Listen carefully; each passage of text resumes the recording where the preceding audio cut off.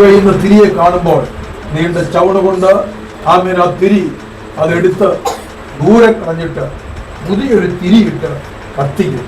എന്നാൽ നമ്മുടെ മഹാപുരോഹിതൻ ആമേൻ ആ തിരി പുകയുന്നതിന്റെ കാരണം നോക്കുമ്പോൾ ചിലപ്പോൾ കെട്ടുകുടുങ്ങിയതാകാം, അല്ലെങ്കിൽ മറ്റെന്തെങ്കിലും പ്രശ്നമായിരിക്കാം.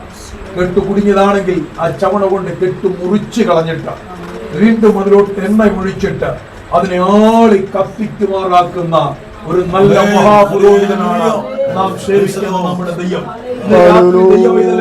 അവൻ പുകയുന്നതിന്റെ കാരണമറിയാതെ അവൻ നിന്നെ ദൂരവേ ചന്തിക്കുമ്പാരത്തിലേക്ക് വലിച്ചെറിയാൻ ബന്ധപ്പെടുന്നവരുടെ നടുവേ അവൻ ഞാൻ നിന്നെ കൈവിടുകയില്ല, ഞാൻ നിന്നെ ഉപേക്ഷിക്കയില്ലെന്ന് വാക്ക് പറഞ്ഞ ഒരു ദൈവം നാം സേവിക്കുന്ന ദൈവമാണെന്ന്. ചതഞ്ഞ ഓടക്കുള്ളുണ്ടാക്കുന്നവർക്ക് ചതഞ്ഞ ഓടയുടെ ആവശ്യമില്ല. അത് ചതഞ്ഞത് ദൂരെ കളഞ്ഞിട്ട് പുതിയ ഓട വെട്ടി നല്ല കുഴലുണ്ടാക്കി അവർ വീണ വിട്ടും. പക്ഷേ നമ്മുടെ കർത്താവ് അങ്ങനെയല്ല, ചതവ് മാറ്റും. അവൻ ചതവിന്റെ കാരണം അവൻ അറിയും, അതിനെ പരിഹരിച്ചിട്ട് വീണ്ടും അവൻ ഇന്നലകളിൽ എങ്ങനെ ഉപയോഗിക്കപ്പെട്ടോ അതിനേക്കാൾ ശക്തിയോടെ നമ്മളെ കരങ്ങളിൽ ഉപയോഗിക്കാൻ നമ്മുടെ ദൈവത്തിന് കഴിയുമെന്ന് ഉറപ്പുള്ള ദൈവമക്കൾക്കായി കർത്താവിന്